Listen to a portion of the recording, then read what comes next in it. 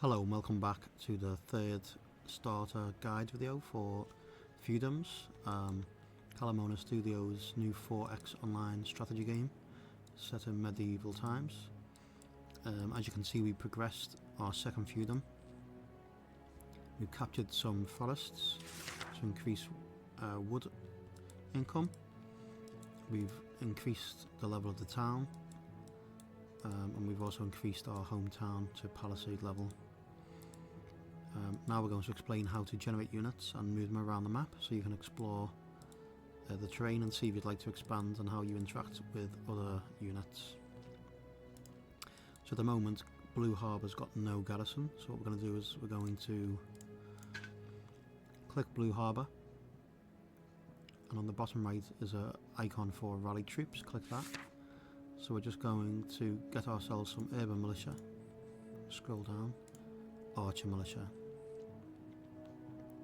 So just under the flashcard on the right for rally troops, you've got a description of which types of squads you can have. So there are squads, which are mercenary squads, and lancers, which are levies, basically just population drafted into a stand-by army. And you can tell which is which because lancers have flags and professional squads have a coin purse. So if we were to read this out, a lance is conscripted from the population of a feudum and must answer the call as a feudal duty. So what this basically means is they're drafted into the army and they're not necessarily professional mercenaries. But while that's true, they're very cheap and they can be conscripted quickly, but they must be released shortly after a period which in this game is 80 turns. And then the next unit is squads. So they are professionally trained and carefully equipped soldiers. They're very expensive to train and maintain. As long as their wages are paid, their contracts are renewed. So what that means is you can keep them indefinitely as a standing army, but they are much more expensive.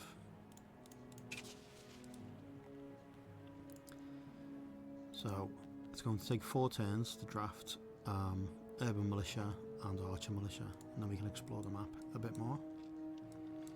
Over here we have a unit already out and about, so we're just going to explore this fog of war area over here.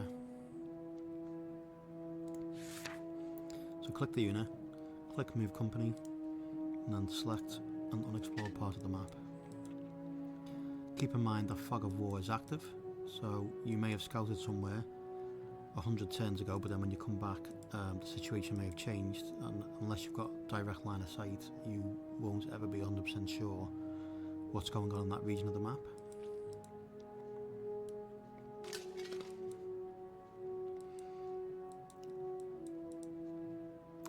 These patches of ground here are currently waste ground, so Feudums uses a system where if you want to claim territory, you can progress claims like in video 2, but there's a maximum you can take. You can't just possess the whole map.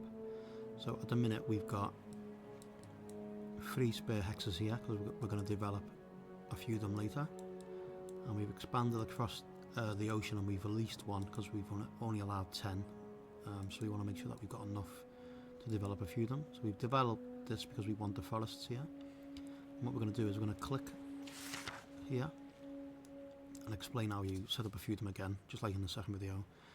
So as long as you've got enough virtue and enough resources to pay for a new town, what you do is you go to an empty space in your waste grounds, and on the top right there's a function for create feudum, so click that. And then the first thing you want to do is add tiles, so we're going to add the forest, the grassland, the other grassland and the sea. And then you need to choose a name. You can just pick one randomly, or you can select it yourself.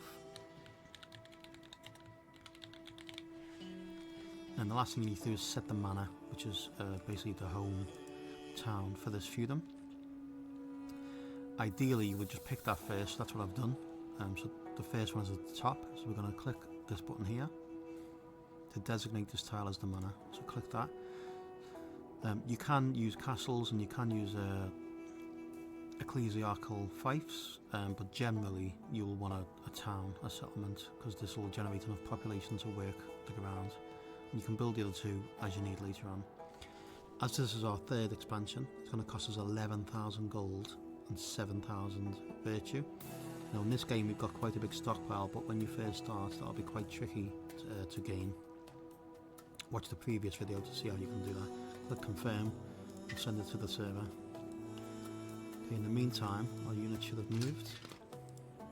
Yeah, so we're going to keep exploring, so click the unit, move company, we're going to move north, click confirm, click send commands.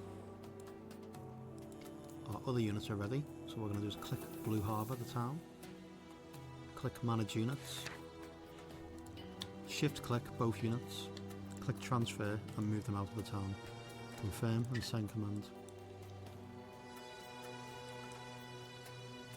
Okay, so we go back to our third expansion. It's going to take 11 turns because we could afford it straight away. And you can see the drop in virtue here designated by these 3 arrows, the wood and the gold.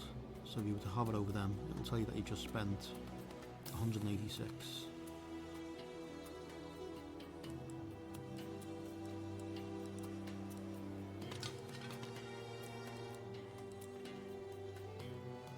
So the turn's just going to tick over and the unit's going to move.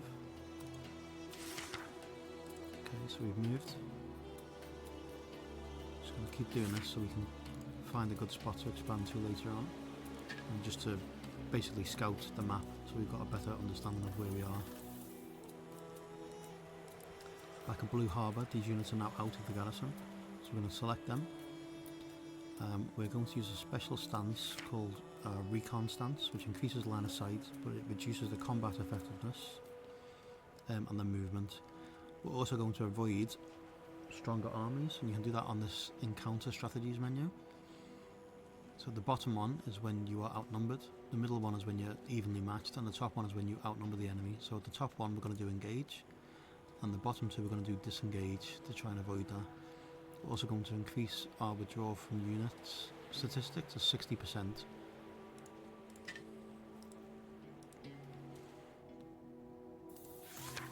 we're going to move the units to the left.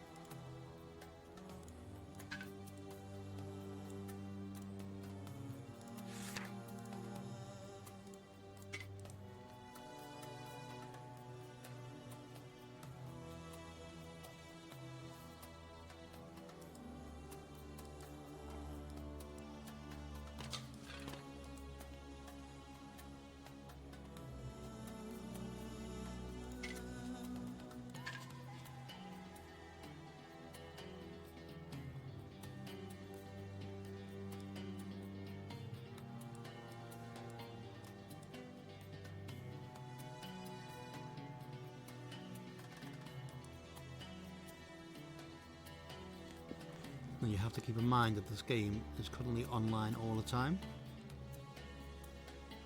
and anything that you do is an interaction with another player. There's no AI, there's no single player. So we're just going to keep exploring with these units over here.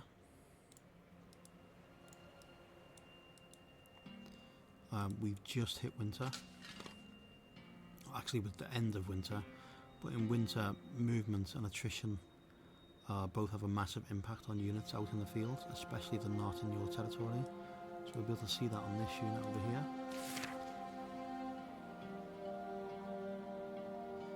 They're slowly starting to lose morale.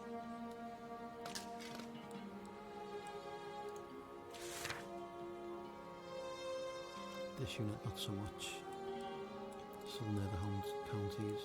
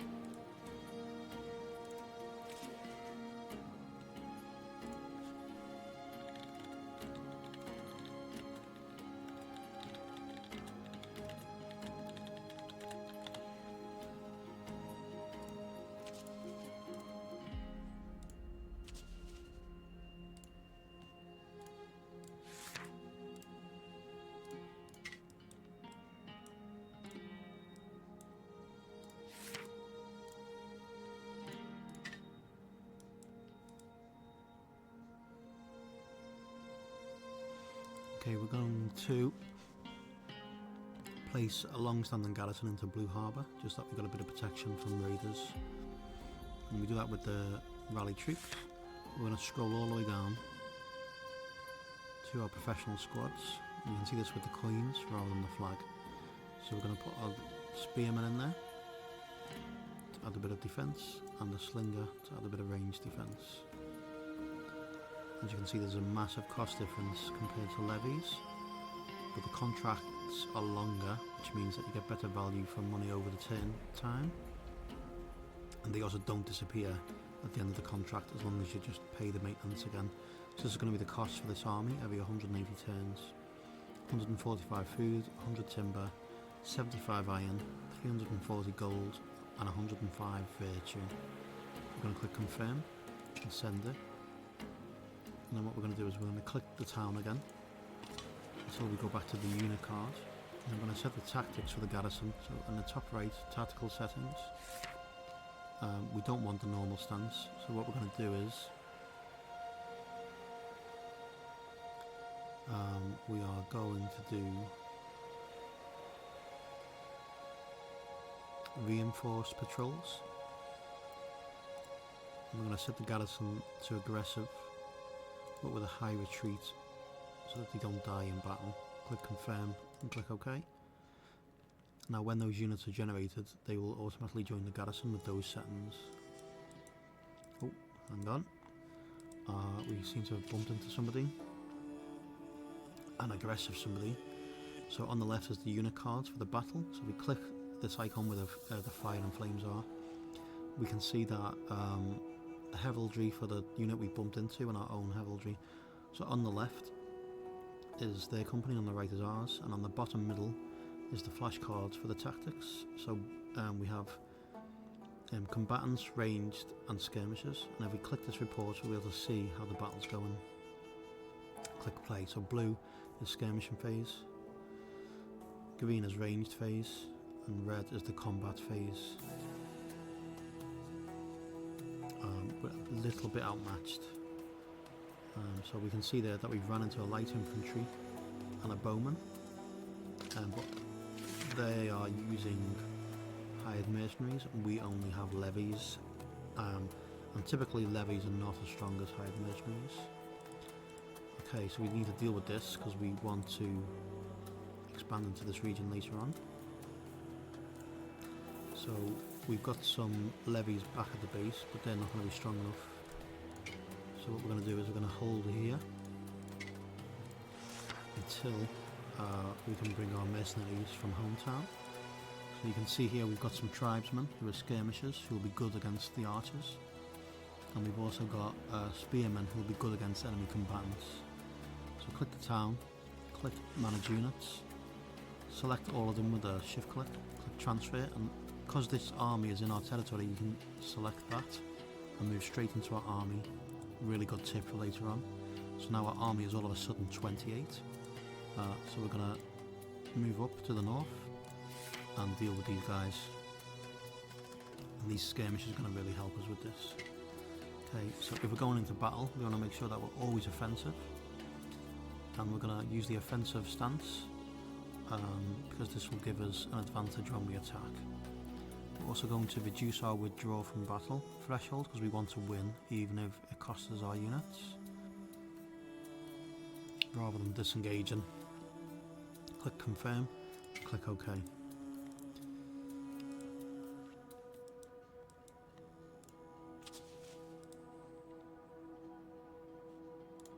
So we can see the battle report here. It looks like they're going to take out our last combatant.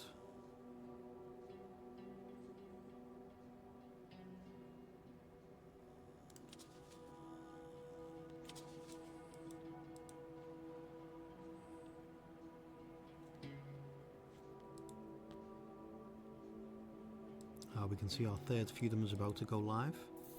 One more turn and we'll be able to develop this and exploit the resources.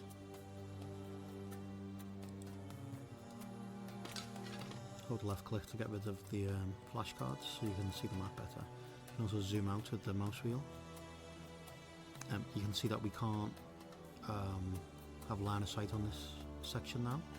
And it probably means that those units that we engage with in the woods, we're going to have to check that out. We also want to think about replenishing our garrison while it's away, trying to deal with the raiders.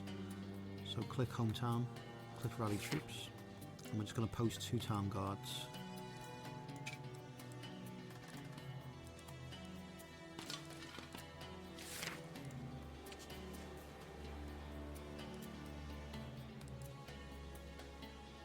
Winter is a good time to increase the food ration, so we're going to go to Blue Harbour Town, click Feudum rules on the right when you've got your mana selected, and then change from poor to full. And we can also increase the taxes actually, because they don't mind that if they've got better rations. Click confirm and send to the server. Okay, now that we're in the combat stance, we've got a little bit more combat power, but winter's really slowing us down. It's also, as you can see, starting to have a real effect on our morale. So we hover over the unit, it will show you unit state. So that's 33 health and 56 out of 70 morale, which affects our stamina overall. So this unit currently has got 6% attrition, now 7%. Better units tend to resist morale damage easier than say levies, so militia generally don't have a strong morale. They also don't regenerate it as quickly.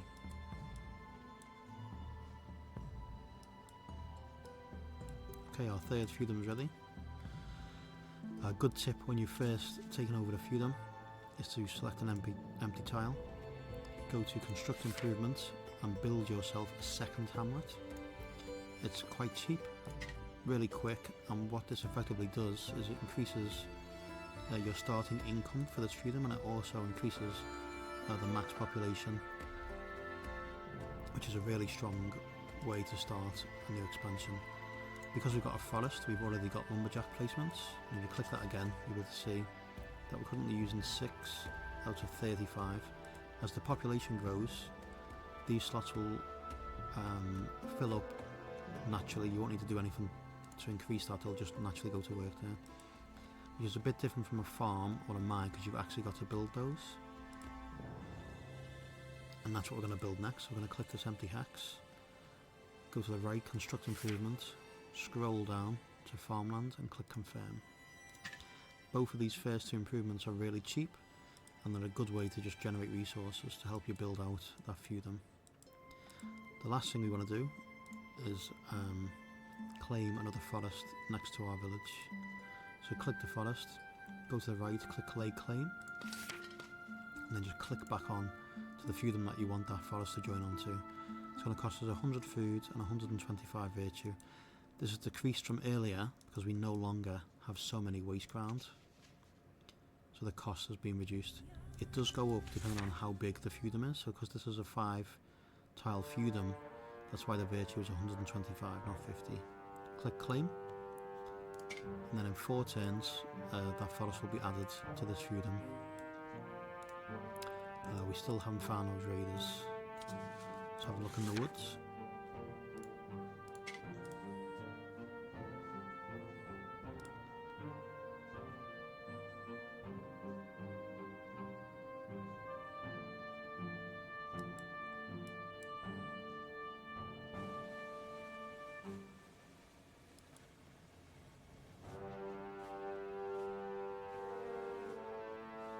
You can see some stats here that we're going to explain in the next video. Tile blocking and raiding efficiency. We've also got maneuverability, area of control, and the action points, but we'll explain them more in depth when we need to on the next video. It appears our friends have gone missing. Let's have a look.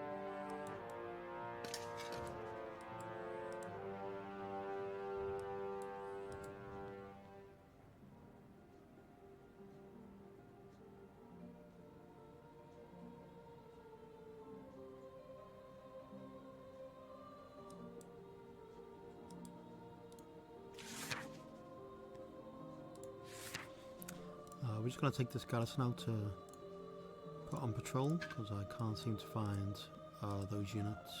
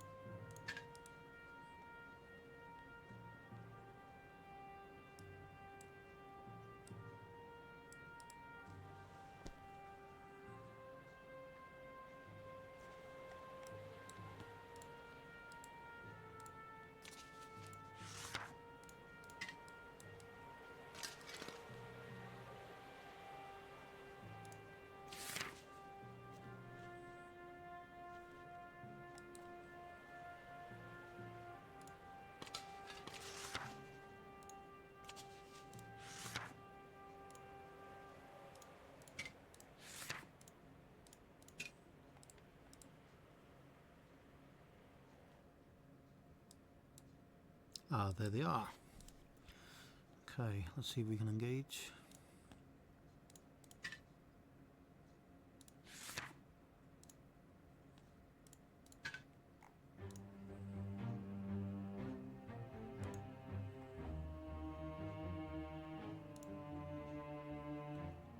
We unfortunately can't see what stance they're using. Sorry, we can see the stance, we can't see what tactics they're using. So we're just going to approach them and hope that we get the initiative roll.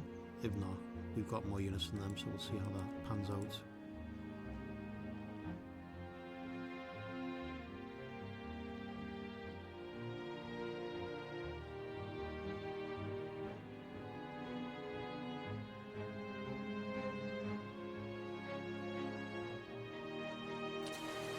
There we go. So initially, we're looking at 28 versus 15. We did get the attack roll, so we'll attack them. So we click the battle log, and we'll be able to see how the battle plays out.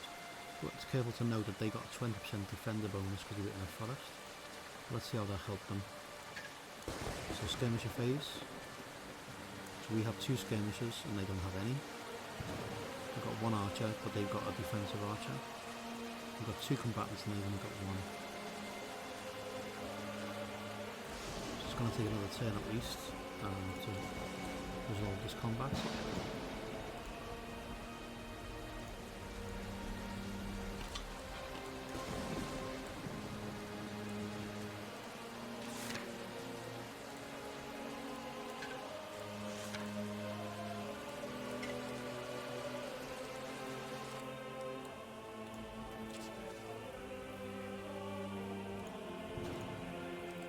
Pretty even though we have more units. Probably because they had a defensive position. So we hover over the heraldry, you can see that we're using 2 skirmishers, 1 range, 2 combatants, and they're using no skirmishers, 1 range, 1 combatant, but they do have the defensive position with a 20% bonus to defense. So we're sort of relying on the skirmishers doing enough damage in the first few attack phases to win this combat.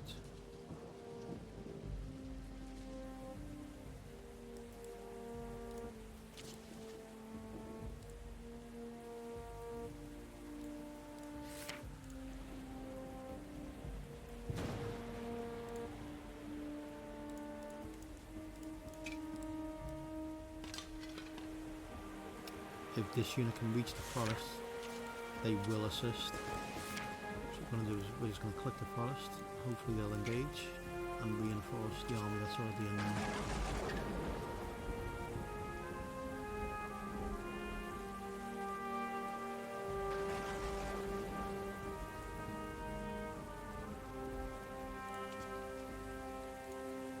We are slowly winning. So on this card on the left there's a little icon on the bottom, show tick starting state and show tick ending state so we can see when it started. We had 45% fatigue and they had 50%, and if we click it, we had 48 and they had 62, so we're slowly winning it.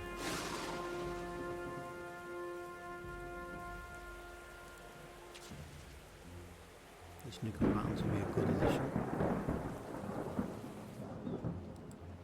Okay, so after that, they've encamped, we've encamped, we have one fresh unit who we're going to use to chase down this unit. So we click our unit, click move company, and click the target. These guys should technically be able to come out of encampment. Let's see. 40%. Okay. So we need to recover 4%.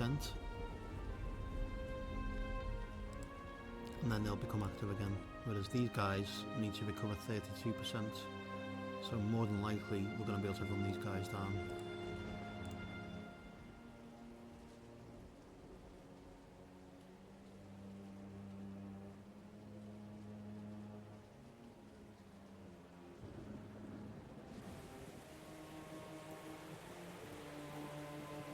Okay, so the fresh units are engaged. You can see this play out.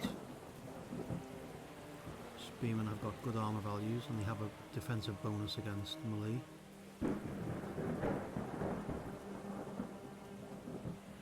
And there we go, we finished them off.